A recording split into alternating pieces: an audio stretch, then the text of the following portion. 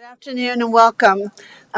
Today is December 4th, 2023, and we are here for our land use hearing in the hearing room on the first floor of our Larimer County Administrative Services building. I call this meeting to order and we'll start with the Pledge of Allegiance. Would you please stand and join me for the pledge?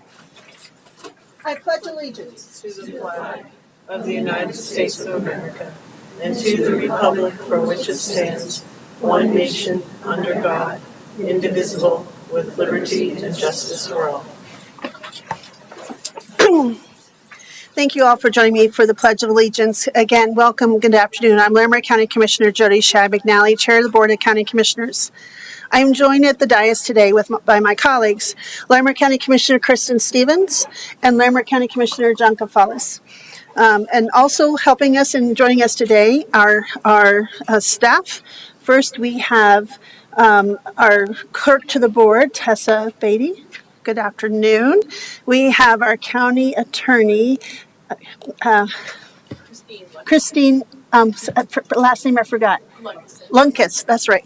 I apologize. I always have a block on your last name, Christine. I'm sorry. And I was looking around the room for Frank, so not used to. It's like, where's Frank? Where's Frank? But we have Christine today. Thank you for being here. Also, we have our County Planning Manager, Jenny Axmaker, and our Community Development Director, Rebecca Everett. We also have folks from other parts of our, like Mr. Christensen and last year Ms. White and others, but I'm going to let Jenny, is Jenny or Rebecca going to give the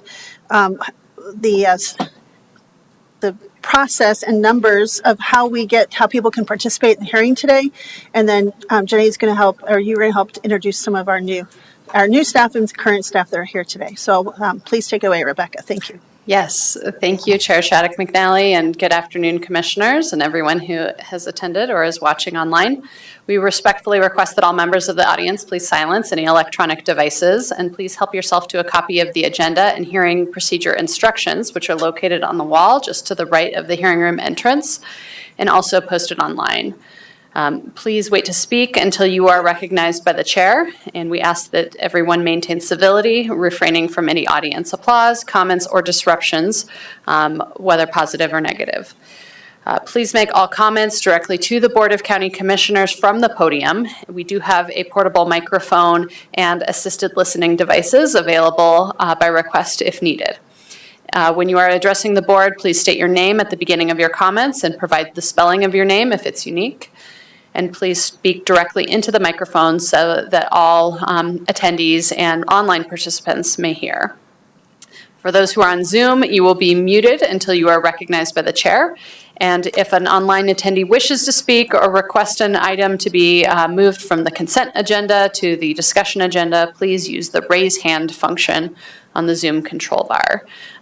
With me today, we have Mark Christensen, who is a contract planner with Ayers Associates, who supports Larimer County.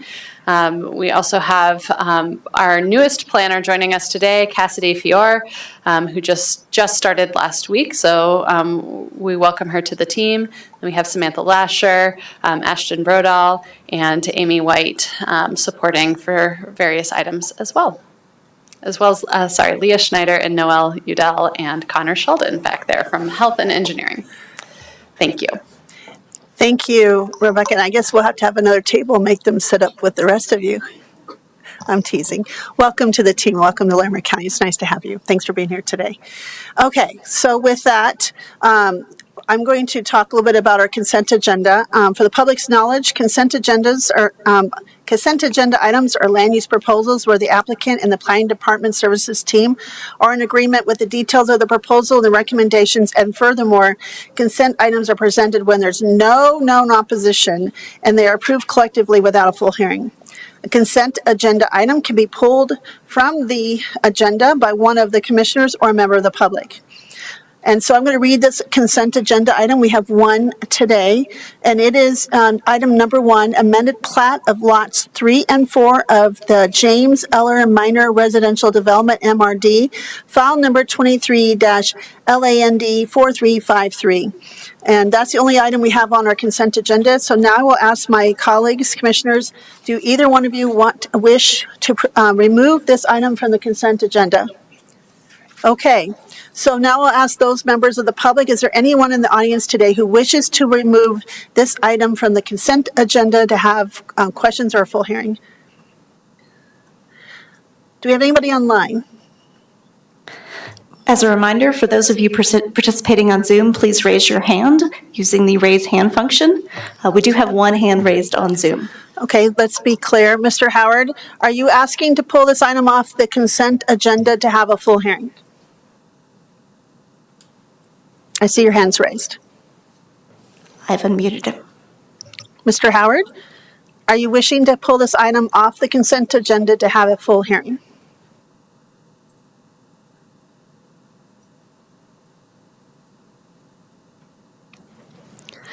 Mr. Howard, I see your hand is raised. Could you please speak? Thank you. Can you hear me now? Yes. Okay. No, I wish it to be consented. Okay. Thank you. So with that, I don't see anyone who wishes to pull off this consent item, so I will now ask Commissioner Kofalos to please make that motion to approve the consent agenda, please. Yes, Madam Chair, thank you, and welcome and good afternoon, everyone. I move to approve the single item on the December 4th, 2023 consent agenda, subject to the conditions of approval listed in the report, as well as authorizing the chair to sign the findings and resolution. Thank you, Commissioner Kofalos, for that motion. Any further discussion? Okay, all those in favor? Aye. Aye.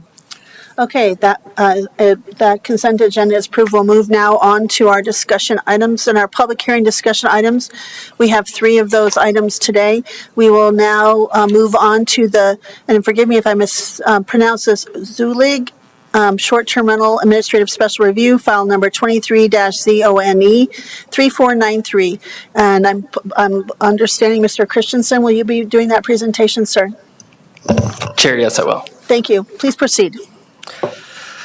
Good afternoon, board members. My name is Mark Christensen. I am with the Planning and Development Department here at Larimer County as a contract planner.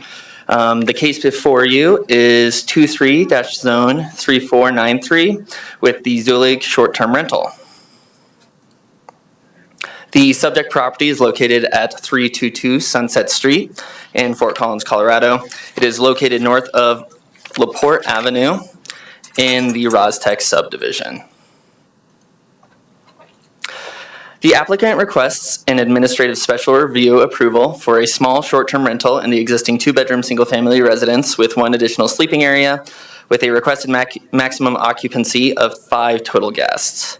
The property owners are Robert and Leanne Zulig, and the property manager is Robert Zulig, who is located at 322 North Sunset Street, which is directly adjacent to the subject property. I believe it's 324. Apologies for that one.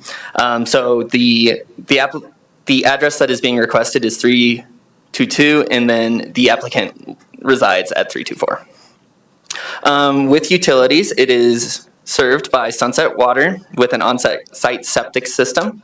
It is served by the Poudre Fire Authority and then has access off North Sunset Street. Apologies for the typo there. The property is zoned RR2, rural residential, with a lot size of 0.93 acres. Per the Larimer County Land Use Code, a short-term rental is defined as a dwelling rented to a transient guest for a short-term lodging when not occupied by the owner/renter. An STR is classified as commercial lodging and is permitted in the RR2 rural residential district following an administrative special review. This application is subject to the pre-June 1st STR regulations. 68 postcards were mailed to neighbors within the Rostec subdivision. We received 16 written comments. 7 were in opposition, with 8 in support, and then 1 was just a general comment. The community member comments are included in the packet in attachment E and also provided today as we received a number last week. The screenshot here shows the short-term rental map. You'll see that there is one within 500 feet. However, this application is not subject to the 500-foot requirement. Rather, this is just illustrating the number of short-term rentals in the area. In reviewing a proposed administrative special review application, the director shall consider these general review criteria in 6.3.8D. In addition to, these are the general review criteria.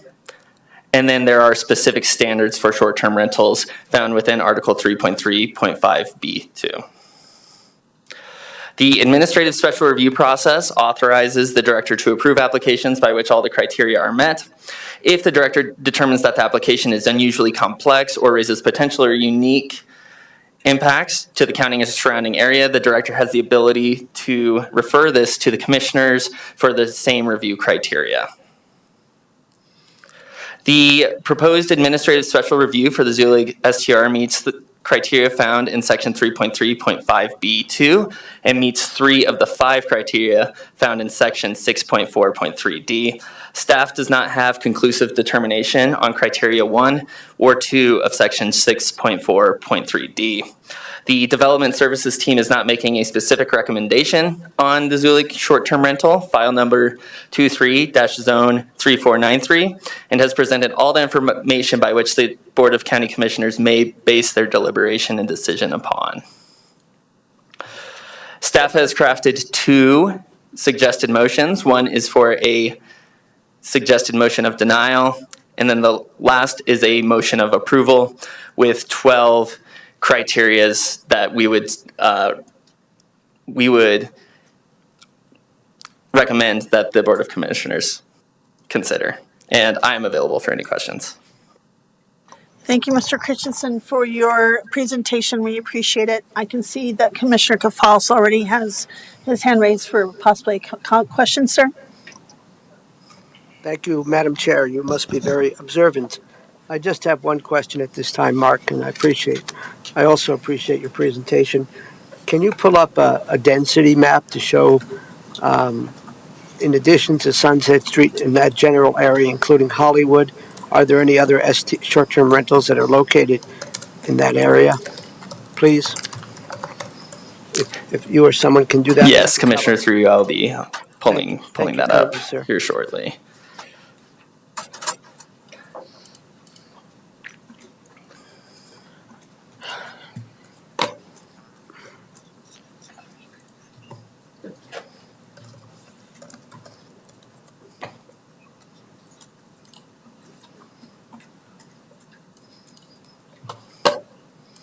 And I believe I just need to change my share screen here, and this will show the approved lodging facilities within the area.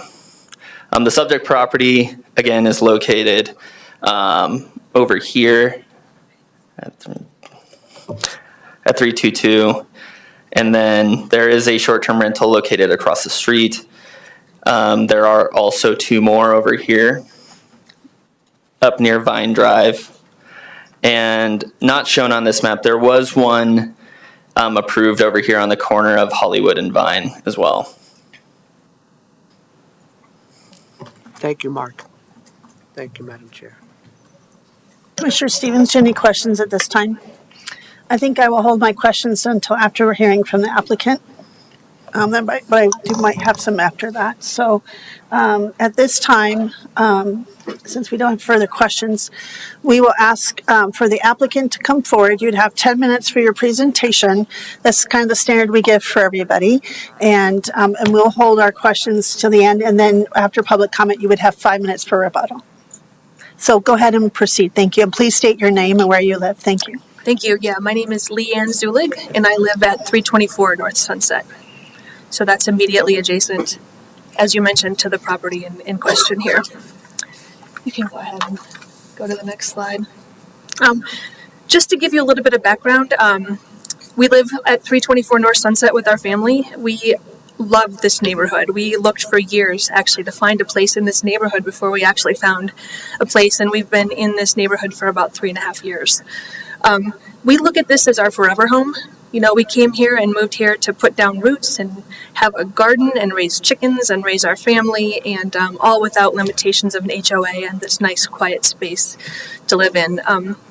In addition, we also just recently purchased the 7 acres behind our house and the other house in an effort to help preserve the feel of the neighborhood. Because again, we love the feel of the neighborhood. We lived in an HOA neighborhood before, and we just love the eclectic nature and just open space of this neighborhood.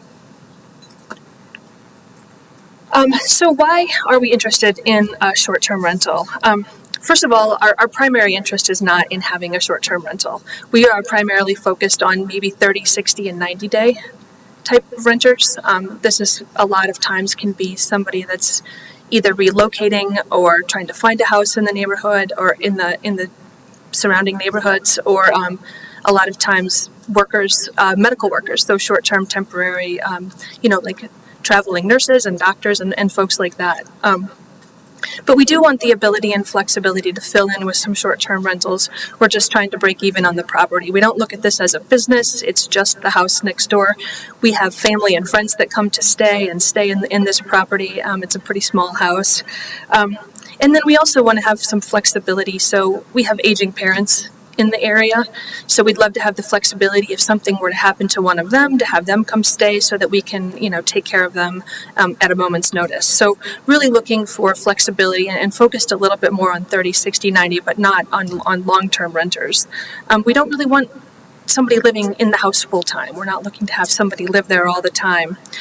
And then we can also enforce stricter rules around noise, parties, traffic, things like that with a short-term rental than we can institute with a longer-term rental. So if you go to the next slide, I know there were some concerns that came in, so I wanted to address these directly. The first concern that came in was around safeguarding the feel of the neighborhood and respect for the neighbors. And as I said, we're not looking for long-term, full-time occupancy there. We have no intention. It doesn't feel like a commercial property to us. It's just our little house next door that we have family and friends come stay in and rent it out occasionally. So and we value the feel and the vibe of the neighborhood just as much as everybody else. That's why we moved there. So I don't think that's going to be a big issue. Traffic, noise, parking, and trash was the second area that came up. It actually will have less traffic than somebody living there full time because there's not somebody there all the time. At the worst, it'll be the same as somebody there all the time. So, and there's plenty of off-street parking, so parking is not an issue there. We plan to enforce, really strict quiet hours. Again, we live right next door. In fact, my husband works from home. He has a line of sight to that house every day from the office that he sits at. So he is, he's going to be the first one to see anything or hear anything that's going on over there. But we can also install noise monitors and again, no parties. And then there was one comment about affordable housing shortage. I don't know that really applies to the short-term rental with the cost of what we had to pay for the house and some renovations that we've done to it. We would rent it out for similar to what we're renting it out for now. It's not necessarily super affordable just because of the cost of, you all know how the cost of living is in Fort Collins and the house wasn't cheap. So yeah, if you can go to the next slide. There were also concerns raised about the water and utility usage. And again, it's not going to be anything heavier than what a family would, if a family were living there. There was actually a family of 5 living there before we purchased the house. And so now it's actually a much lighter load on the utilities with somebody not being there all the time. There were concerns raised about increasing property taxes. And I think that's kind of irrelevant to it being a short-term rental, but I think, by keeping the original house there and not scraping it down and trying to build a new one, that really maintains the existing feel of the neighborhood and the existing value of the home and not leading to increasing property taxes. And then the final concern that was listed was around crime and strangers in the neighborhood. And we can't find any data that short-term rentals lead to increased crime, but this has also been a place that local families that live in the neighborhood have had their families come stay. A lot of the houses are smaller. There's not a lot of room for people to stay. So we've had people come stay that from down the road, and we've had our family there. So it's not all strangers. And sometimes the people that stay there end up becoming friends in the long run anyway. We had a couple that rented it out for 3 months last summer to come visit their family in the area. So, again, not all bad, and not all strangers. And then the concerns, I think you said there were 7. I think there were some duplicates in there. I think as far as I could tell, there were 5 people that commented over 7 comments. So those were the negatives. And then if you'll go into the next one, the in support, we did have several neighbors that are supportive of the action, and they can give a testament to how much we love the neighborhood and how much effort we put into help maintaining that vibe and the feel of the neighborhood. They can attest to the fact that we definitely take pride in the property. We keep it all neat and clean, and there's no trash, and really tidy. In fact, one person commented that the property he would have considered it a property in distress before we bought it, and so we've just cleaned it up and made it much less of an eyesore in the neighborhood and really help the neighborhood. And like I mentioned, there are people that have had their own extended family come stay in the house for a month at a time to visit with them and find some local housing. So we can go to the next slide. So I think, I just want to summarize what we're going to do to limit the impact on the neighborhood. And we'll limit the occupancy to 5, and we're willing to consider reducing that further if that makes people feel more comfortable. When it's used as a short-term rental, we're going to limit it to less than 60%. We don't want somebody in there all the time. We'll enforce really strict quiet hours and no party rules. Again, we live right next door. I look out the window and see that house every day, so it's easy for us to really keep an eye on the place. And install noise monitors, or in case there was something that we didn't hear that somebody else could hear. And then we also offer special lower rates for people in the neighborhood that want their family to come stay. So if you go to the next slide. So I think I've covered this. We're requesting approval for the a short-term rental at 322 North Sunset, focused on longer stays, but we just want to be able to fill in. And it's nice to be able to provide, a quiet, peaceful place for people to come stay and enjoy all the things we have to offer locally. And then I think we've outlined pretty well the things that we would do to limit the impact. So with that, I will thank you for your consideration and your time.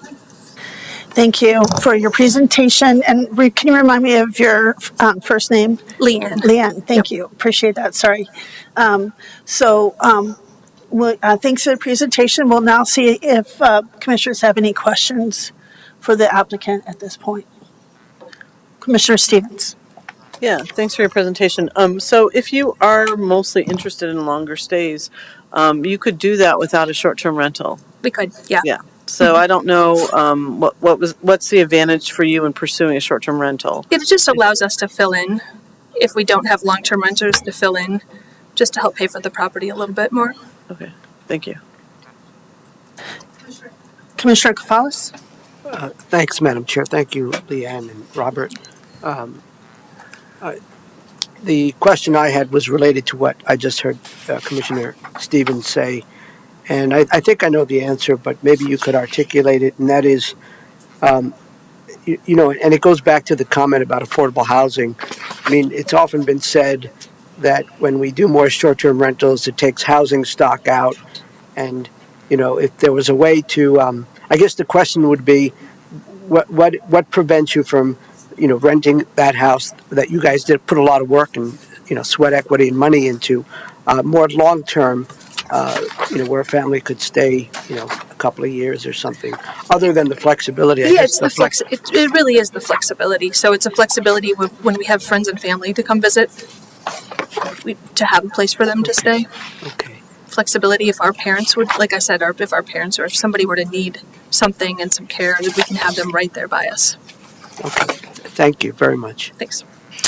Thank you for answering the questions so far. I'm just curious about, excuse me, you say you've already been renting it out. So have you been doing any short-term renting, or is this the 30, 60, 90 days? We've been doing a little bit of both. So you've been actually renting out as a short-term rental without a license approval? Yeah, yeah, Okay. we were under the understanding that as long as we had our application in, that we could do that. Okay. I don't know if that's quite true. I'll have to ask staff about that, because I don't know if staff would have said that. I don't think we say they can rent while they're waiting. Is that true? I might invite Amy White, our code compliance supervisor, to weigh in on that, since that would create a code violation instance. Good afternoon, Commissioners. Amy White, Code Compliance Supervisor. And Commissioner, you are correct. If you were told that you could rent out, that was not proper, according to our enforcement ordinance. Okay. Yep, understood. So, yeah, so that would be incorrect, and I didn't think that was it. So I'd be surprised if staff would share that. You talked about one of the pros that you've been touting from your neighbors, or what you have said neighbors have said, is that you've bought the other 7 acres. Is that attached to this property? And so now you're preserving that. What are your plans for the 7 acres? The plans for the 7 acres are to preserve it as open space. Okay, and is that attached to this property, or is that a separate property? It's a separate property. Okay. I mean, it's physically attached.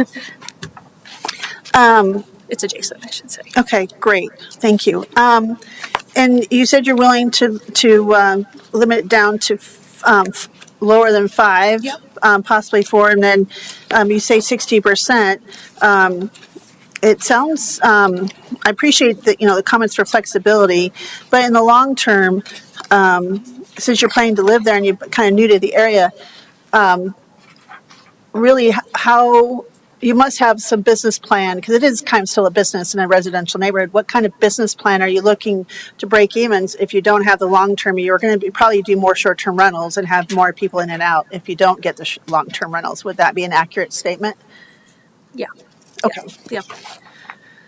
And what have you done to kind of talk with some of the neighbors who have been opposed? Have you tried to reach out to them and try to build some understanding of what your plans are?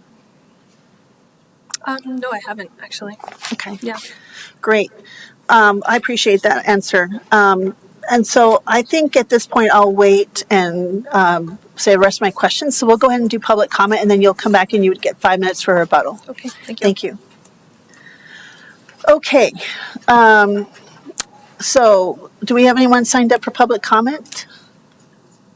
We did not collect signups in advance, so I think it'd be good to ask in the Cool. room and online. So I will ask, is there anyone in the room in the side of the room, and we'll go online in a minute, anyone inside the room would like to sign up or just raise your hand, come up and make public comment on this land use application? Okay, why don't you come up one at a time, and I'll just ask you to come to the podium and state your name and where you live, and we'd like to hear. You'd have 3 minutes for public comment. My name is Maria Goranson. I own 2 properties on Sunset. Would you mind spelling that for the clerk, just so she can, would you mind? But that won't take away from your time. Gordonson? That'd be great. Goranson. Thank you. And I have absolutely no problem with this short-term rental at all. A lot of the older houses on Sunset are older and smaller.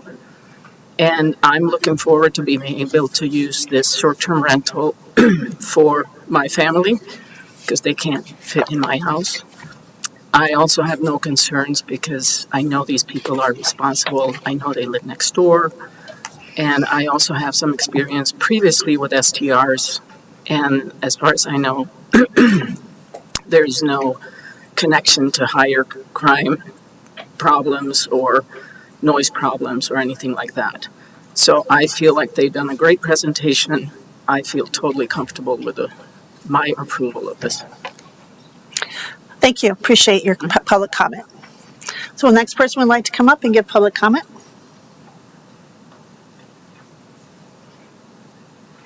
Please identify yourself and where you live. Thank you. Hi, my name is Denise Crisafulli, Crisafulli. Hi, thank you for this opportunity to share my perspective. My name is Denise, and I am a direct neighbor to the proposed STR. I live directly across the street at 321 North Sunset. Some folks seem to reason that this STR will negatively impact the neighborhood, but I wanted to share that we've had the opposite experience. In fact, previous long-term renters on the property being considered, the most recent before the Zuligs owned the property, those renters were, to put it nicely, unpleasant. They had animal control called multiple times by different neighbors for a dog that barked all hours of the day and night. They had trash strewn about the yard. They didn't care for the property. They had unkind and aggressive interactions with direct neighbors. Likewise, we have had direct experience with long-term owners, family units owning properties, living in some of the houses on Sunset Street, on that side of the street, who were also unfriendly and disruptive to the peaceful atmosphere of our neighborhood. So as far as I'm concerned, having a family move in long-term across the street, whether renting, owning, it doesn't guarantee a better situation for our neighborhood. We have experienced nothing but friendly and considerate STR visitors to our city and our neighborhood. Many of them stop by to chat as I am out gardening, and many even stop by to support the local youth-run lemonade stands in the neighborhood during summer season. Short-term rental visitors to our neighborhood, especially staying at STRs right next door to the owners, are normal, lovely, considerate, and interesting people, just like you and me. Often they are our, meaning many of the neighborhood's family and friends visiting from out of town. And as an introvert being married to an extrovert, I cannot express how needed it is to have a place for my parents, my in-laws, our friends, their friends to stay that is close by and yet not inside my home. Approving this STR does not, in my opinion, lead to an increase in property taxes. I'm actually thankful that this property was not sold to the highest bidder, not scraped, not replaced with a multi-million-dollar house. That is what would have really raised property taxes. I just want to mention you have 5 seconds left for your thank public you. comment. Instead, the Zulik family renovated a humble one-story home that has been a part of this neighborhood for decades, and being right next door, they're able to do an excellent job of maintaining, monitoring this quaint property and its peaceful atmosphere. So I'll need you to wrap it up. It's past time. Thank you. Okay, just to be fair to everyone. So let's see if anyone online would like to make any public comment about this land use application.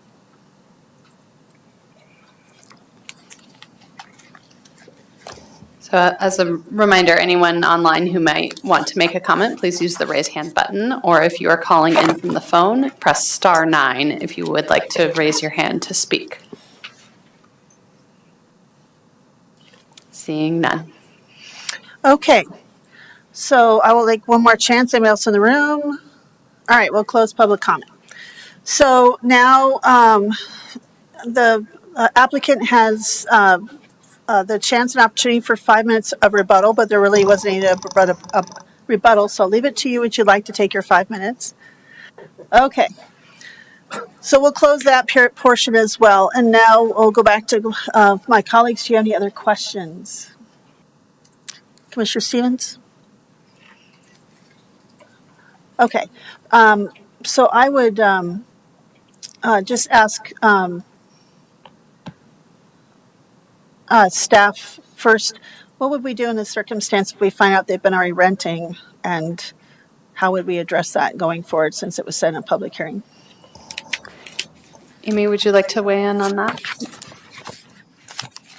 I don't think we've ever had that happen, Commissioner, so I don't know how we would address it. If they do get approval, yeah, and I wouldn't know how many times they did it or whatever, but yeah, so moving forward, we should make sure that the planners do converse with the applicants that that is not allowed. You can do the long term, but you can't do short term. Okay, I just want to make sure that was kind of spelled out also for anyone in the public listening and to understand that is not okay. So I have a quick question for the applicants, if you wouldn't mind coming up to the podium. So my concern is, we do have, we have to, in this circumstance, the land use hearing's been a quasi-judicial role and trying to listen and weigh all this information. It's a pretty divided neighborhood. You have half and half pretty much of people who, not all of them came today, but we do have all their emails, and it does seem to be half and half in your neighborhood. And so it does can sometimes create division in neighborhoods. And then I was kind of hoping that you might consider or even thought about, other than your immediate neighbors who obviously are very pro of this application, if you would ever, consider maybe reach out and try to build some bridges. So I know you've mentioned you'd be okay with installing noise sensors. Would you be okay if that was a condition of approval? Yes, sir. And then we have, you talked about enforcing noise, but there is actually a noise time. And so are you looking to shorten that, or you're looking just to follow the current regulations of noise? I'm open to either, but current Okay. regulations for sure. And then just so that people know, because it's kind of a long driveway, sometimes just knowing, would you be willing in the first, if this is approved, to send out maybe a notification or postcard to your neighbors in maybe a couple block area to let them know that this is you. I'm assuming you guys are the property manager, so if they have concerns about noise or something, they can contact you, and or also now know how to apply for complaints, to register complaints. Would you be open to that? Absolutely. Okay. Might be a good chance to build a bridge, right? Just go meet with them face to face and hand them a Or postcard. or mail them out, and then they can know how to get a hold of you as well. So I was thinking mail them out, and then maybe, just because it has been evenly divided, and you always think that's something to try to help build bridges and build community and help calm some people's concerns. And so I think that's all I have for right now. And then I know this isn't, you're getting considered under the old short-term regulations, but that still gives us the discretion, even if it's not the 500 feet, we still had discretion in the old ones about density and capacity and neighborhood compatibility. Just so you know, that's not, it doesn't mean it's not considered, because I still think that density and neighborhood compatibility is a really important thing for folks to, when we have some folks in other parts of the county where they're surrounded by them, it does impact quality of life for everyone. And I think we have to consider everyone's quality of life and property rights, and it's just something, just kind of be aware of that. And so I just kind of wanted to share that, mostly for yourselves, but your neighbors and other people. And then I just want to curious this. I think that's all the questions I have for you. Thank you. And at staff, I was trying to flip through this quickly to remind myself, is this one have any kind of limitation for, no off-street parking, of course, but is there, because it's limited to the number of applicants, does it limit how many cars? Could you remind me, how many cars can be there? I know it's had to have, in other areas of the county, we have to say they have to have only two parking spaces or something, but I'm just curious, in case there ends up being, the reason is I drove by one that recently in another part of the county, and there was 12 cars out front, so I'm just curious. Yes, Commissioner, we have a parking minimum, but we do not have a parking maximum on those. Okay, that's helpful. I'll have to think about that some more. Okay, I appreciate answering that question. I think that's the only questions I have. So, colleagues, any other questions, comments? Okay, Commissioner Stevens. Was there a application for this same street a while back? Mm-hmm. Was this a couple months ago? Yeah, Chair, to Commissioner Stevens, we did have two applications at the September 11th meeting of the Board of Commissioners. One was across the street, and then the other one was up on the corner. One was denied, one was approved.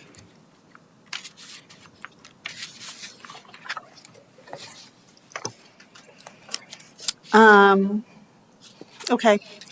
Colleagues, are we, any other further questions? Are we ready to deliberate? Okay. Would you like to start, Commissioner Kafalis? Excuse me, Commissioner Kafalis. Did I say Mr. or Commissioner? I apologize. I think I called you Commissioner, but I might have said Mr. and I apologize. But Commissioner Kafalis, would you like to start, sir? Either works for me. No, thank you. I'm happy to begin our discussion. So, first of all, I want to express a sincere appreciation to at least the two folks who showed up for in person to complement their written testimony. Folks who live on Sunset Street. As one who used to live at 230 North Sunset a long time ago, I can relate to the quote vibe of that area. So I think that's really important. So I do want to express my appreciation to the people who came to testify. I also think that the two criteria in question are criteria 1 and 2, and it is my opinion that based on the information presented and the kind of evenly matched public comments that we received, 8 I think overall in support, 1 not necessarily for or against, but wanting to make sure that certain things were going to be addressed, which they are. Um, I I I would be in support of this application. So I do believe the first criterion deals with impacts on the neighborhood. I think it's a big selling point for me that the owners of the proposed short-term rental live next door, and one person at least has their line of sight on the property. So I think that's really important because they can respond to situations quickly and efficiently. I think that condition 11, I believe there was a question raised about informing, if this thing is approved, informing folks within 500 feet. I believe that's already a condition, and it's generally a condition that we apply. If a STR application is approved, then postcards need to be sent out so they know exactly the phone numbers and who the property managers are. So that is in there. I'd like to finish. Thank you. Um, so I just wanted to point that out because I thought there was a reference to that. So in summary, I can support this application with the various conditions of approval that have been provided in our report. Oh, and 2 other points I wish to make in support of my what I've just stated. One is that the referring agencies, like our public health department, our engineering department, et cetera, they didn't seem to have any concerns on the matter of the noise issue. I believe I read somewhere that either a noise monitor has been installed or it will be installed, so that will also help. And and I appreciate that Mark pulled up the density map regarding short-term rentals in that area. And it is my opinion, while there are some that exist near Irish and other places, it's not at this point super saturated. And this one is a smaller one, and the property managers live next door. So therefore, for all those reasons, I can support this application. Thank you.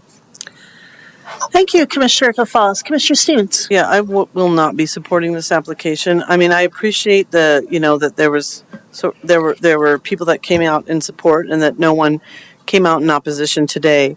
And one of the reasons I asked was because I also didn't support another short-term rental in the same area, because what we were hearing from the neighbors, and it's echoed in the comments that we received via email, is that this is a small rural subdivision that already has a short-term rental and has several around it,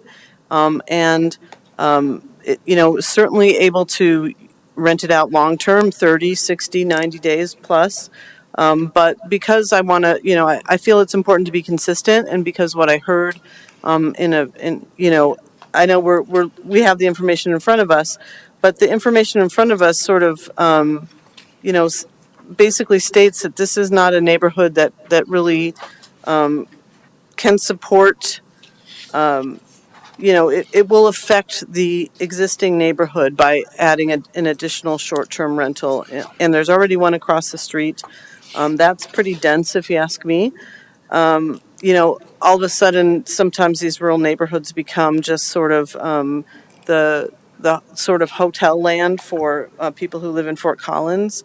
And I know for the people who rent it, they're very responsible. But for the people who live in that community, seeing that the people change seeing that kind of turnover in a residential neighborhood doesn't feel very residential to them. And so I do think it has impacts on the existing development of the area, and so I will not be voting for this application. Thank you, Commissioner Stevens. And so I was really conflicted with this application. I do appreciate the short-term rental owners being right next door. And I believe the one that we had disallowed was also someone who lived in the neighborhood as well. And so to me, it makes, I agree with you, Commissioner Stevens, it's kind of that consistency. Otherwise, we'd have to explain why one and not the other when it's pretty much kind of similar. I do appreciate that it is next door. You can see it. But I know there's within 500 feet, also trying to look at being consistent with the density and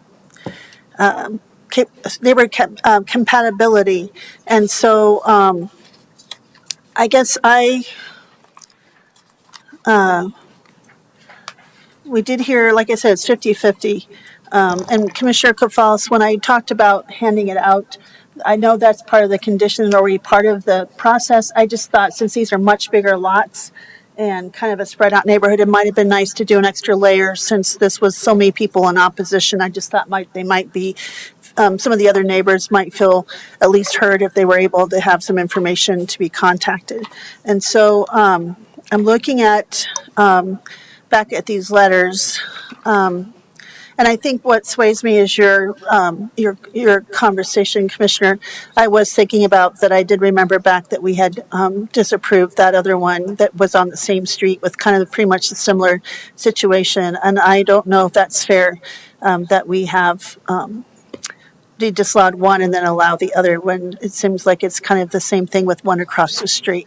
So I guess I will kind of your argument and your deliberation kind of help me kind of think about that and being fair.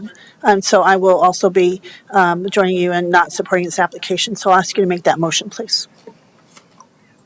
Yeah, let me find the motion.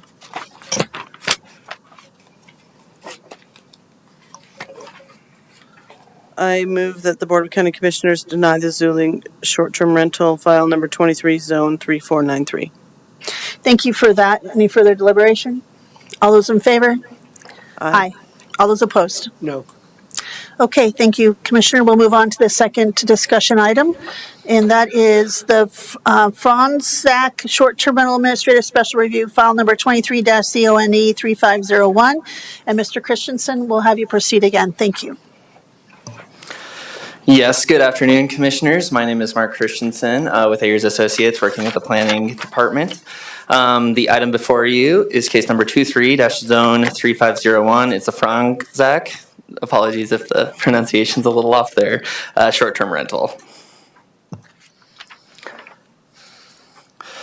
So the subject property is located at 818 Hiawatha Highway in Red Feather Lakes, Colorado at 80545. Again, it is located north of the Hiawatha Highway in the Hiawatha Heights subdivision.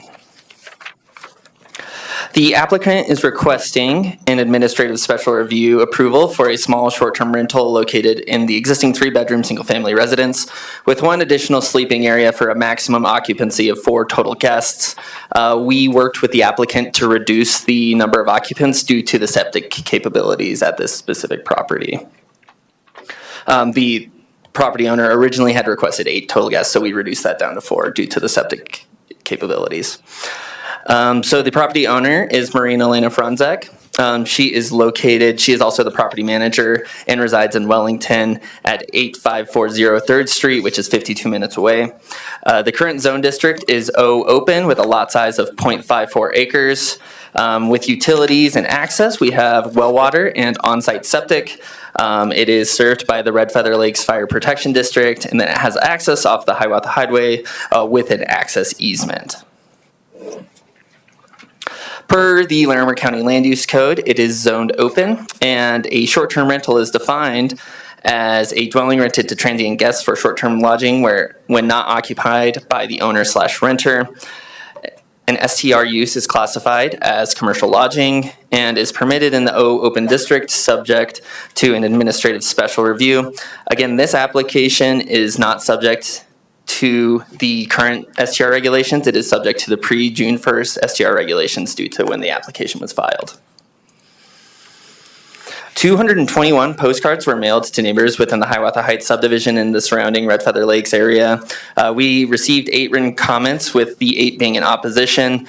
7 of those comments were received prior to the notice about the hearing, and then 1 was after that notice and was included in your emailed packet today. In reviewing a proposed administrative special review, the director shall consider the general approval criteria in addition to the following general review criteria. Here are the general review criteria, and followed by the STRU specific standards.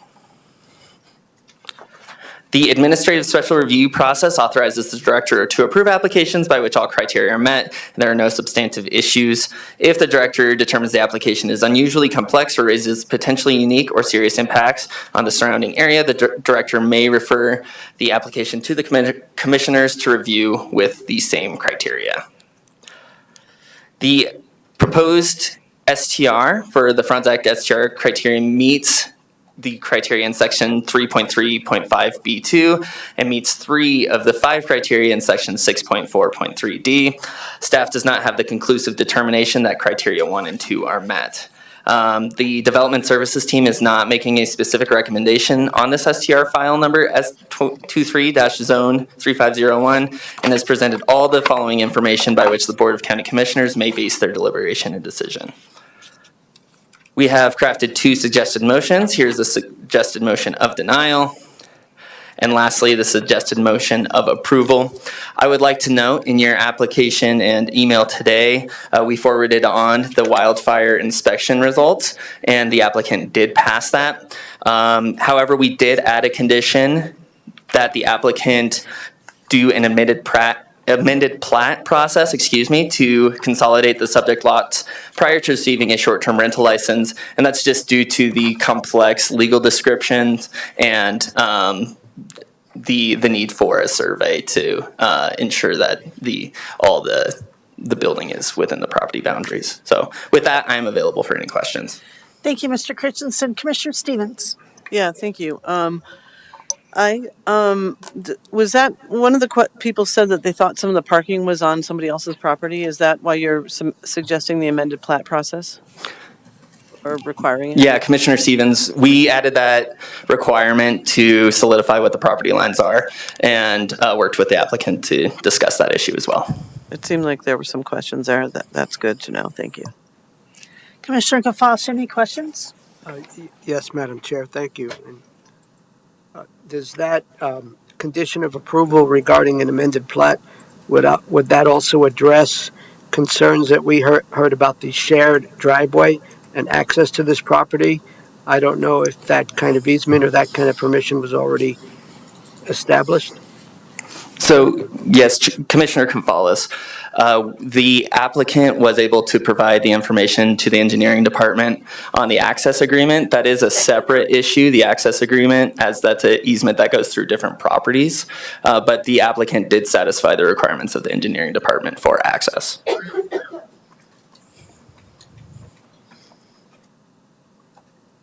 Thanks. Thank you, Mark. I guess we have one of our astute engineering folks. Could you please explain how that issue was addressed, sir? Yeah, Connor Sheldon, Engineering Department. This development review application was handled by David Pringle, a different development review engineer. He's out of the office today, so I'm covering for him. But in my discussions with him last week in preparation, he said that he had exchanged email correspondence with the applicant in which they had provided access easement documentation that showed they had the legal ability to access their property, which is really what we look for when we're reviewing short-term rentals, is the legal ability to access their property via an easement. So that issue has been addressed? It has been addressed in the view of the engineering department. There are 2 separate routes to access the property. So it should be noted that we only have access easement documentation for one route. I believe David would have mentioned in his comments that we want it specified in the guidebook or, communicated to STR users that they're only to use the one access route into the property, as that's the route we reviewed. Thanks, Connor. That's helpful. And I just make a quick comment, and then we can move on if folks would like. I find it a little bit curious that issues related to the property possibly extending onto other two adjacent properties. I realize that's a condition of approval. I just find it curious that is a lingering issue, and that wasn't resolved before the application. Yeah, Commissioner Kafalis, the legal description associated with the subject property is very complex, yielding it staff believes that the entirety of the building resides within the property. However, an amended plat will solidify that. There are situations where the legal descriptions have been amended just due to where buildings are placed, and this would just help solidify that more concretely. And actually, given that there are indeed complex legal descriptions of property lines up in Red Feather Lake, so I suppose this is just one other example. Thank you. That's all. Okay, I think I'll wait and hold my questions. My colleagues asked a couple of questions I had, because I do think this is kind of disconcerting that there's still kind of this outside issue just pending. So we'll go ahead and move on to a presentation from the applicants. We'll give you 10 minutes for your presentation, and you also have 5 minutes for rebuttal. So just want to kind of let you focus on your presentation. You'll have a chance for rebuttal later. But go ahead, identify yourself, come to the podium, and we'll help you keep time. Thank you. Hello, my name is Maria Elena Franzak, and I'll spell that for you. It's Marialena.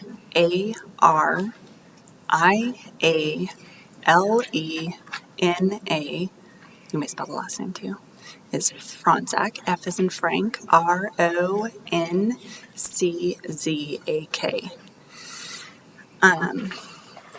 And so I guess the story begins that I grew up in the woods as a child, and I moved out of them about 14 years old. And I have 3 children, and with my partner, an additional child at home. So we have 4 kids at home that we've wanted to instill that love of nature into. And purchasing this property was mainly based off of creating a family retreat into the woods. So a cabin that we could pass on to our children to enjoy. We can bring the grandchildren to explore and experience that kind of environment. But for us, financially, holding on to a home that would not be occupied continuously is not necessarily affordable. So another reason that the short-term rental came into being is that it's become our preferred way of experiencing travel for our family. We've met and made greater connections through that route, been invited into community more through that route, experienced tinier towns throughout Colorado through the short-term rental Airbnbs. And that is something that has been really amazing for us, and that is something we wanted to share on to others. Kind of that sense of being invited into a community as one of the community while you are visiting.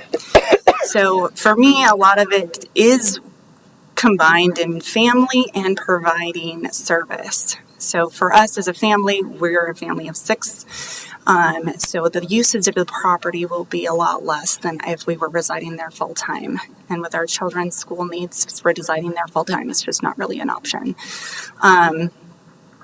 So we hope to have the short-term rental and create an opportunity for the occupants or the guests that come to get involved. And so having the community services available, the different events that are regularly occurring up there, I would really like, I'm a photographer, so I've wanted to go and increase the advertisement of the little businesses that are in Red Feather and create, I haven't gotten this far because I need to know if we can. But anyway, create little gift certificates that I pay for when they go, but that allows increased commerce in the community. So a $10 gift card turns into a greater purchase. And then they get to meet the community more. And this short-term rental for us, advertising-wise, is really focused on the love of nature and being in a serene environment, experiencing the hiking that's around in Red Feathers, the fishing in the lakes that I've discussed in depth with the manager at the irrigation and storage supply, Allison, who she made it very clear to me that the people that come and visit Red Feathers and utilize the guest passes do so very respectfully. And so she reassured me that that would be a great thing for me to do. And as far as management, I know I am primarily manager, but in my discussion with her, she voiced desire to become a manager for me. So she would help with turnover and providing the guest passes to the lake services. I want to address the neighborhood concerns because there were several of them, and I grouped them together because a lot of the concerns from different neighboring neighbors were similar. So I'm just going to kind of read through that. I have as far as the fire potential, there was a lot of concern from our neighbor that I believe is here. I have not had a lot of experience in meeting our neighbors. My partner has spent most of the time up there renovating the property. In response to the fire, we've taken this very seriously. We've removed the fireplace from the house to reduce the fire potential. The first time we were in there, we tried to utilize it and it smoked us out. We've used the fireplace outside a few times in the last few months. That was during the summer. To have a contained fire, kind of like a chimney. There won't be any live fire available to the short-term rental guests. It is clearly stated in our operations manual that those are not allowed. It has the fire restrictions in the area. We have a propane grill up there that we plan to create a space for that's aside from the property, kind of in a protected area. We're not there yet, but that's the plan. We have not decided whether or not to make this property non-smoking. I just don't want to lead people to be doing things that are not allowed. So if we do choose to do a non-smoking opportunity, we'll have a designated place for any smoking receptacles. So I'll be outside in a place they could utilize. In addition to reducing fire potential, we have replaced the electrical from the pole throughout the entire house. And so that was a big concern to us when we moved in, was that the electrical was not safe. Noise was a concern. We will follow the county laws from the 7 p.m. to 7 a.m. It's clearly stated in the short-term rental, but also explained additionally how this is a place of peace. And to kind of the people that we invite in, that's kind of the advertising that will be portrayed to them. We also do plan to have it a 2-day minimum to help reduce kind of one-night party situations. Unclear boundaries. As for the site survey, you've been discussed already. We also talked with our neighbors. Patrick Grissom lives there full-time. He's only the full-time resident near us. And his neighbor as well, he lives there with his family and teenagers that come into Fort Collins for school. But he's not connected to our property, the younger couple. But talking to Patrick, he sounded like our boundaries would be very sufficient with no trespassing signs.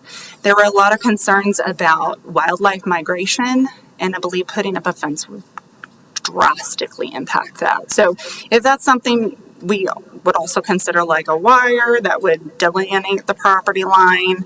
But I think that an actual fence would be very intrusive to the environment. That we have discussed. And our neighbor to the east of us who uses their property, they've said, for friends and family to come and stay.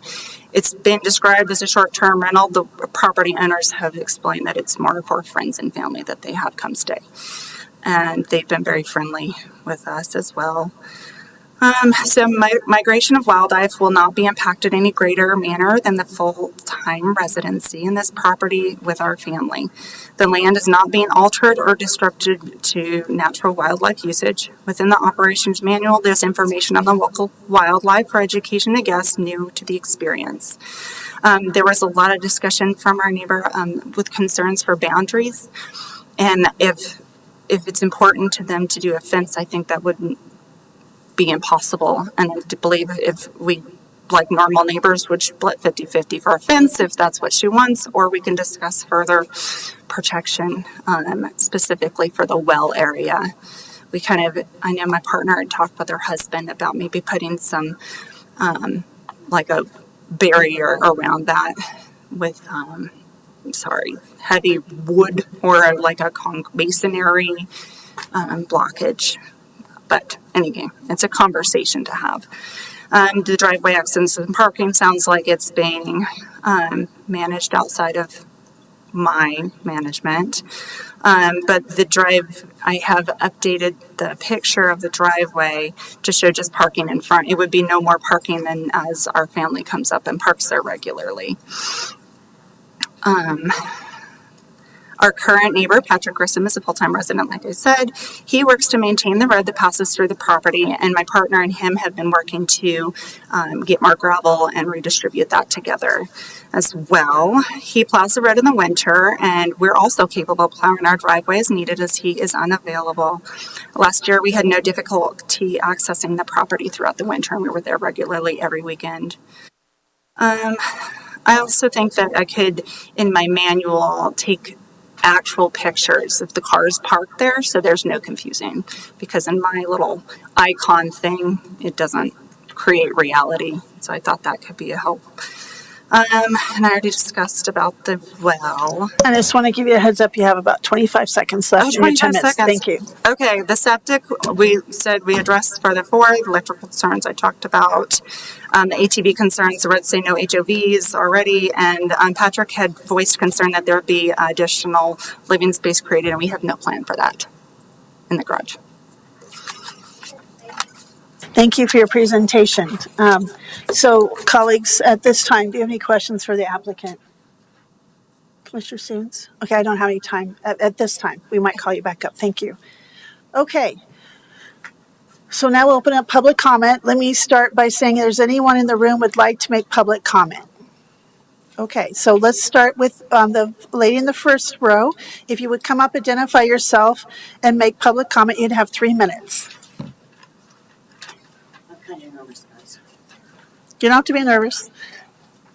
Welcome. Thank you. My name is Barbara Struck, S-T-R-U-C-K. I am a resident, not a resident. I own land at Red Feather Lakes, which everybody knows is a nightmare and surveyed. I just had my land surveyed to make sure. I live on 0.5. I own land on 0.5 acres. My family owns the other majority of the land that we own together. It's not visible from the road. It's kind of hidden. So we own other lots in the same area since 1975. It's a very quiet neighborhood, and we just enjoy it like they do. Very quiet, very peaceful. There are no buildings on my property at this time, but my brother does have a beautiful house on the acreage next to mine. I understand that at the while the highway is extended close to my property, there's a very small access road called Columbine, and that's the only way that you can get into our property. Otherwise, people have to walk into it. They addressed the issue about parking. We have no parking at the location that we're in. In the past, on a few occasions, I've had to ask campers to move. and state that it is a private property. So I have had people sneak in from the back roads and sit there and enjoy the property. They've been very nice, they've been congenial, and they have left. I'm afraid of fire pits. I'm afraid of other fires due to the major fire that we had at Red Feather. It came within a quarter mile of our cabin. So it's really kind of scary for us. I need to know who's going to supervise everything. The last forest fire came extremely close. Will the renters really understand the dangers of fire? And will the owners take responsibility? I'm afraid I will find more people trespassing onto my land or finding garbage in the short-term rental if it is approved. I have already had a wooden Indian teepee constructed on my land, and for the past 2 years I have not been able to find out who it is. So it's going to be my responsibility to remove that teepee that is made out of logs from my land. I'm afraid more things are going to happen because it's not supervised. I do not live up there. We did have it surveyed to give us options. Ms. Strzok, I just want to let you know you have about 10 seconds left if you'd like to make a closing statement. Thank you. Okay. The other thing I'm worried about is the association has fishing private lake privileges. From what I have indicated in fly fishing, I have to pay for those privileges.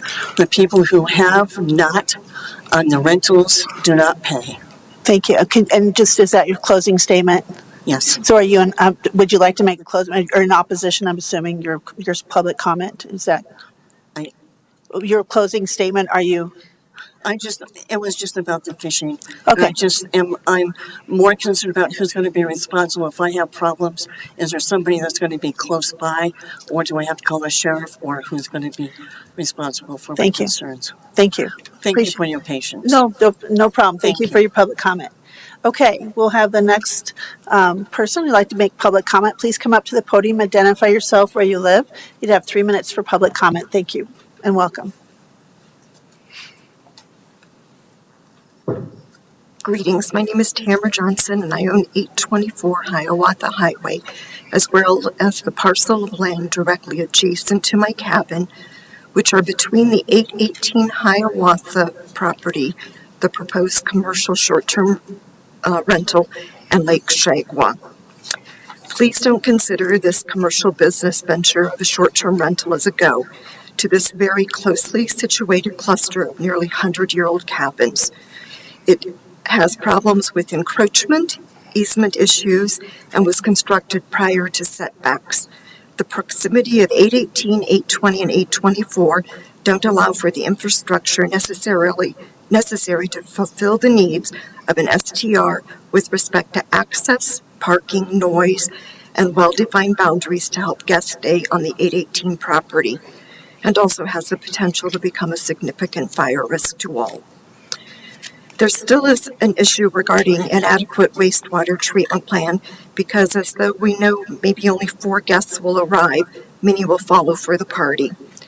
The use and maintenance of a trail driveway, which happens to go through my property, was never intended to be a commercial business property access. That's a considerable burden weighing upon my mind in many ways, of finances, functional, environmental considerations, as well as an aesthetically pleasing concern.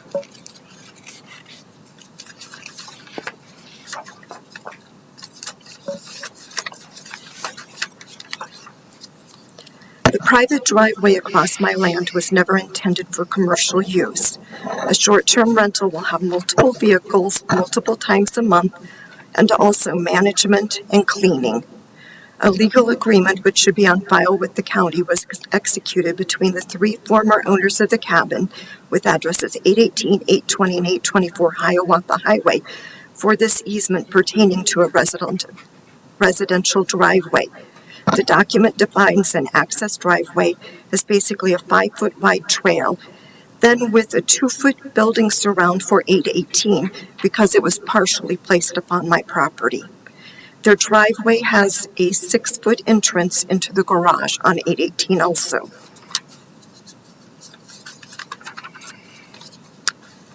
Again, the document shows a small trail driveway, a 2-foot building surround because it encroaches upon my property, a 6-foot entrance into the 818 garage, which doesn't allow 2 cars to adequately turn around and get in and out of it. I don't have the exact date of the granted access document. However, I believe it was in the 70s.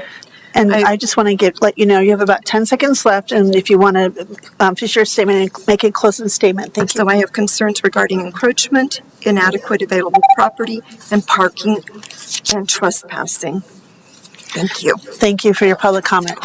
Appreciate both of you coming down today. Okay, so let's open it up for anyone online who would like to make public comment. Just a reminder for those attending on Zoom, please use the raise your hand function or *9 if you're on a phone if you wish to make comment. We have no hands. Great. So I'll just do one more last scan of the room. Anyone else want to make public comment? Okay, so we will now close public comment and move on to, you would have 5 minutes for rebuttal from the applicant. If you want to come forward and do rebuttal, you're welcome to have 5 minutes. Thank you. Alrighty. Well, I definitely take fire very seriously.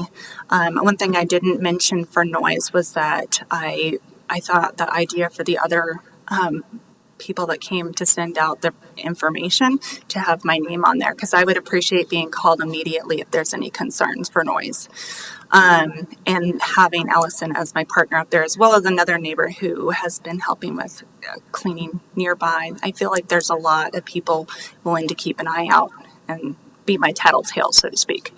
And as far as the driveway situation, I think that hopefully will become resolved. And then boundaries as Tamara sees fit, I think would be very helpful.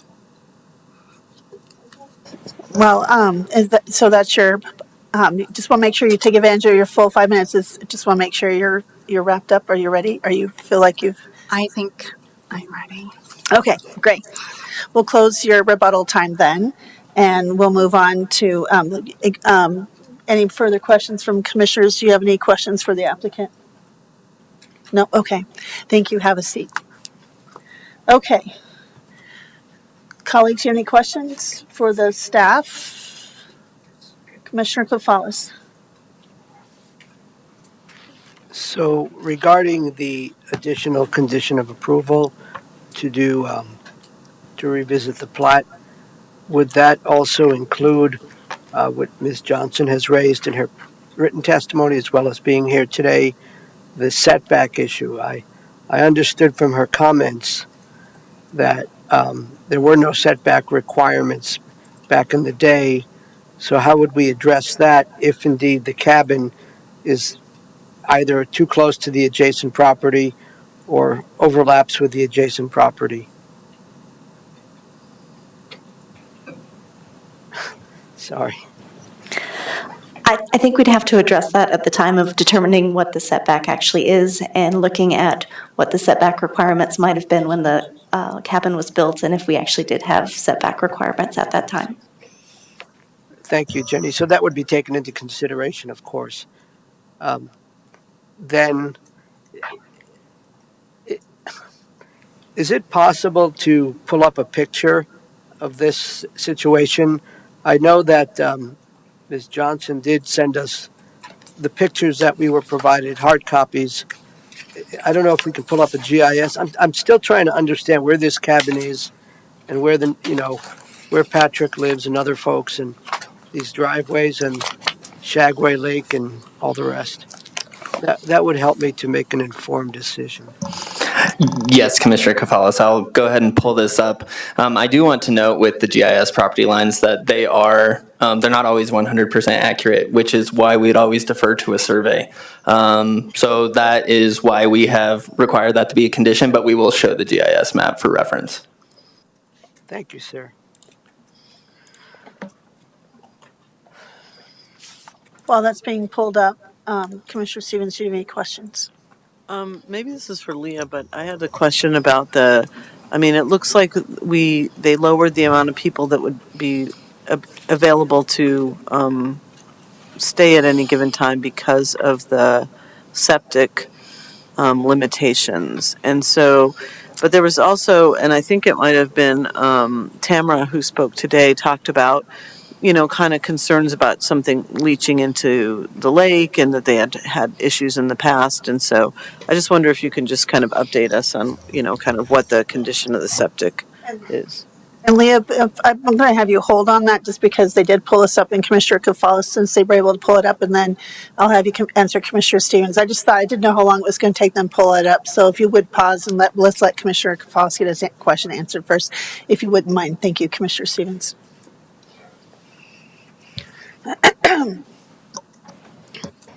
So can you point to things for me? Yeah. So the subject property is located right here. And per the GIS lines, it does look like it is potentially over the property lines, which is the reason for requiring the condition of a survey. So that's the subject property you said, Mark? Correct.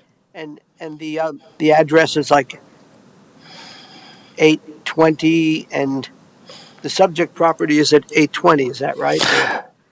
Or 818? Commission, it is at 818, and then 820 is located back here, and then 824 is located over here. Oh, they're over there. We're the property in the subject property for this application is located right here. And what about the access to the driveway? Can you point to that as well, sir? That access comes through here. Oh, I get it. Okay. Thank you. That's helpful. Thank you. Thank you, Commissioner. Leah, thank you for your patience, and would you mind answering Commissioner Stevens' question? Thank you. Sure. So we researched the project, and we actually use code compliance research when we go through this, so partner in crime here. But the history of this location, it was originally built in 1950, and the septic permit we have is from 1971 for a one-bedroom cabin, a seasonal cabin. And then we defer to code compliance research, which confirmed that the total of 3 bedrooms was actually done in 1971, which predates our requirements for building permits. So we can't, for the short-term rental use, we couldn't support the full request. We can only support what the septic is designed for, and that currently is 1 bedroom, and we allow an additional 2 for alternate sleeping areas and such. So it's 1 bedroom plus 2 guests, so we're allowing an occupancy of 4. If the septic system were in a failing condition, we can definitely have them, we would require an upgrade, but unfortunately, we cannot go to a residence, and if the house is undersized and it's not a failing system, we can't make them unless we have need for an as-built permit or some other situation that we can actually require a mandatory septic upgrade or replacement. In this case, the applicant was willing to decrease occupancy for the short-term rental to meet the septic permit sizing. Do you have other questions, Commissioner? No, that's fine. Thank you. Okay. Commissioner Kefauver. Yeah.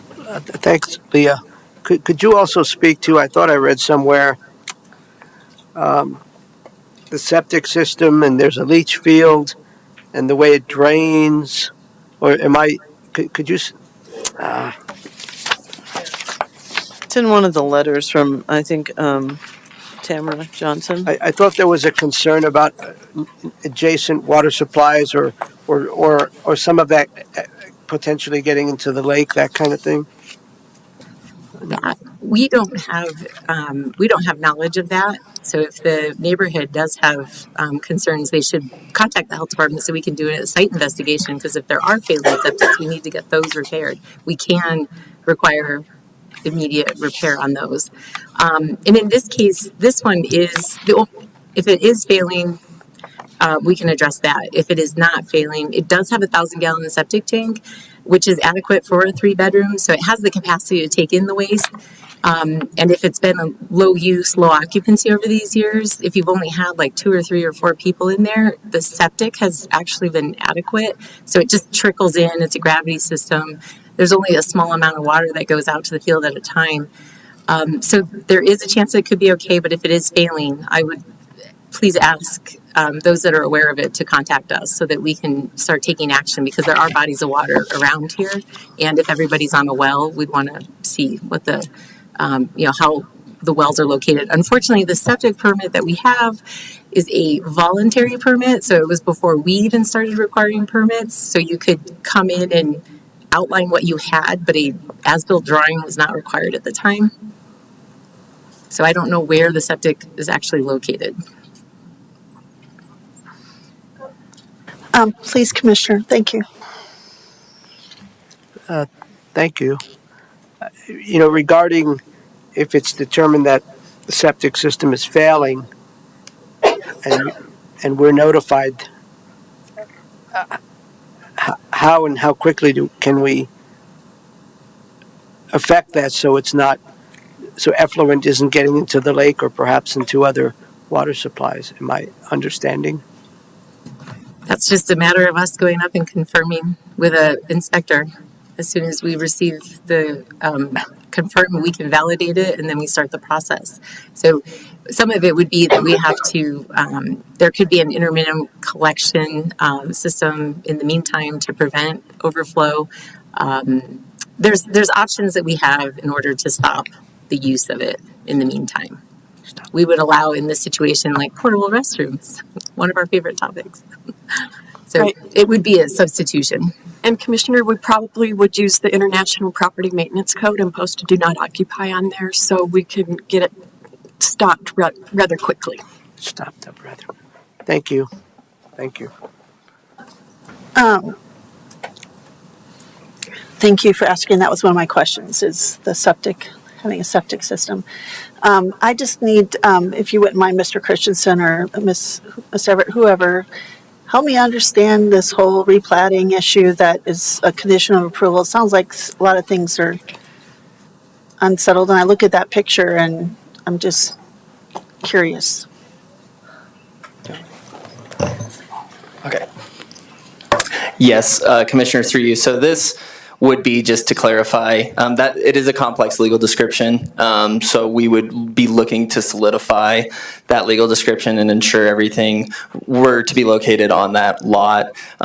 We were planning on doing this as a condition of approval, just to ensure that the entire property was located on that lot. And the legal description has meets and bounds descriptions throughout, so it would just be taking that convoluted process or convoluted legal description and solidifying it to ensure that everything were located on that lot. Okay, thank you for clarifying that. That helps. I can add to that just a couple points of context, one related to the process and one related to the area up here. So up in Red Feather, as has been alluded to, our mapping, like Mark was showing on the screen, very often does not align with the actual property boundaries in that area. And so that surveying is pretty key to understanding. And that involves someone going out and actually looking for the property pins and doing the research.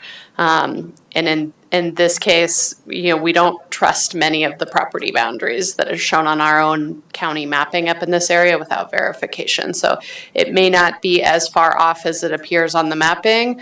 We would just need that confirmation. From a process perspective, this is the type of thing that could be handled before a land use conversation about a short-term rental, or after as a condition of approval. It's kind of equivalent either way.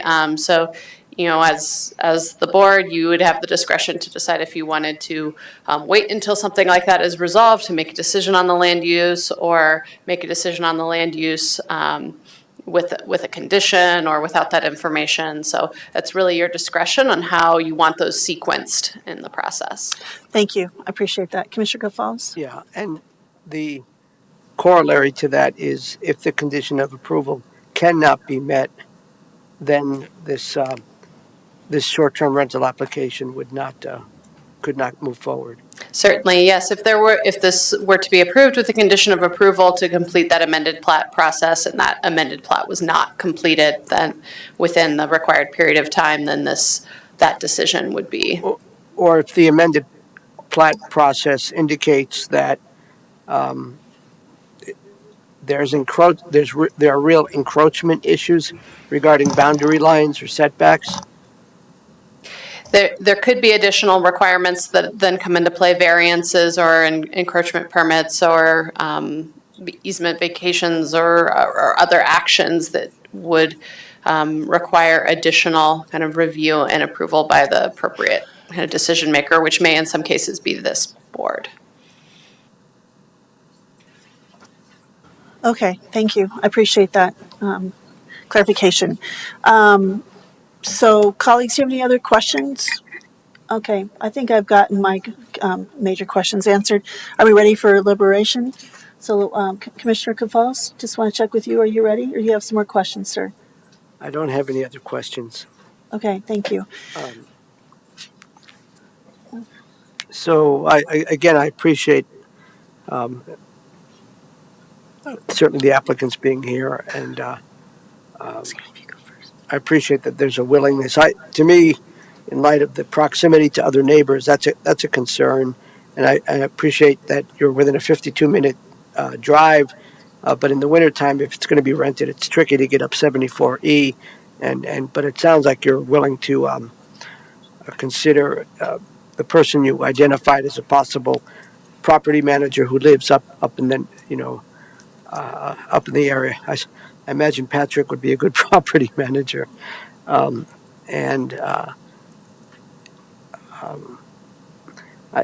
really struggling with this because I just feel like there's so much uncertainty, and I don't understand why that wasn't addressed prior to all of this, and I do have concerns about. I realize we've scaled back the number of guests to accommodate the capacity of the water and the wastewater systems, and I just think there will be impacts that are difficult, and there's a lot of uncertainty. So forgive me, I don't believe I can support this application. Thank you, Commissioner Kafals. Commissioner Stevens. Yeah, I can't support either, and I don't think it meets either review criteria 1 or 2 in this case. I think that it's so close that, it's been described as a cluster, and when you see the pictures, it really does look like a cluster of cabins. And especially with that shared driveway, I mean, that's something that if the person who lives next door is not okay with that, I mean, it's hard for me to say yes to something when there's not been, and I don't know if you've talked to one another, but I mean, the fact of the matter is if the person next door is going to have to share their driveway with people they don't know, for kind of weeks on end, I mean, that to me, that's problematic. So I think that there is an impact on the existing development of the area. I also think that there's impacts with that proximity being so close of that house, that glare with a shared driveway and noise and, the first speaker that was opposed, talked about the small access road. It just doesn't seem like it's a good location for a small term rental for me. And I don't think it meets review criteria 1 or 2. So I won't be supporting the application. Thank you. Thank you, Commissioner Stevens. I too have similar concerns as Commissioner Stevens, and I do not think it's met criteria 1 or 2. I think it does have substantial impacts on existing development. I do have a lot of concerns about the septic system, and it sounds like there is some potential failure with that water source right there. And as I understand, it has been recently restocked and kind of restored, and so that's also a very big concern. It seems there's just a lot of, like Commissioner Kafal said, a lot of uncertainty, and it is so clustered. I think it will have impacts on the current and future residents and development. Also, I agree with Commissioner Stevens. A shared driveway with people coming in and out, and one block driveway leads to neighborhood incompatibility and conflict. So I will be joining my colleagues in not supporting this application. Commissioner Stevens, would you mind making that motion, please? Yes, Madam Chair. I found it. I move that the Board of County Commissioners deny the Franzek short-term rental file number 23, zone 3501. Thank you. Any further deliberation? All those in favor? Aye. Aye. Okay. Thank you all, and thank you everyone for coming down and being part of this conversation. We have one other item on our agenda. I just want to check in with my colleagues. Commissioner Stevens, thank you all. I know you had some concerns. Can can I just check, and Commissioner Gonzalez, can I just check how long, Amy, how long will this process? 5 minutes at the Okay. most. Does that work for you? Okay, because I was gonna excuse you to leave, but if it's 5 minutes, so we will now have Amy White from our co-compliance supervisor move on with the third item, which is the second amended ordinance implementation and enforcement short-term rental regulations, file number 23-CODE 0275. Thank you, Amy. Great, Commissioners, thank you very much. So the second reading of an ordinance to get it adopted is required by law. I only will be reading what was amended since the last time I read it. And this is to address some typographical, some grammatical, and formatting corrections. So the first correction is on page 5. And I won't read what I read previously, but paragraph G becomes H, paragraph H becomes I, paragraph I becomes J. And there were some formatting issues in there as well, so those have been corrected. The next correction is on page 6, and it is section 9, C.1, and we've included the words or suspension, so it now reads the Community Development Department may commence revocation or suspension proceedings if any of the following occurs.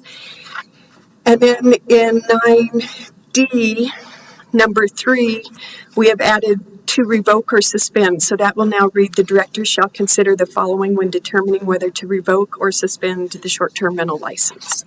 And those are the only corrections. Thank you, Amy. I'll just see if my colleagues have any questions at this time. Commissioner Gonzalez. No questions, just appreciation for our code compliance supervisor following up on some of the observations that were made the last time we had this in front of us. Thank you. I echo, well done, Amy. Thank you for all your work on this. But is that all the process we need to do today? Is this she read out those changes? Is that correct? Yes, and the last thing I need to read out for legal purposes is that this is the second amended Larimer County ordinance for implementation and enforcement of short-term rental regulations. Okay, thank you for clarifying that and stating that. So with that, unless my colleagues have any questions or concerns, that we have satisfied that requirement. I'm looking at our county attorneys. We have satisfied that requirement. So the next step will be for us to publish this for another 30 days, and then after that it will become effective, and we'll start working with the platforms to develop a process that when we notify them, they can remove that advertising. Thank you so much. So with that, we have no other further items on our discussion agendas today. So with that, at 4:37, we are adjourned. Thank you all. Thank you, staff.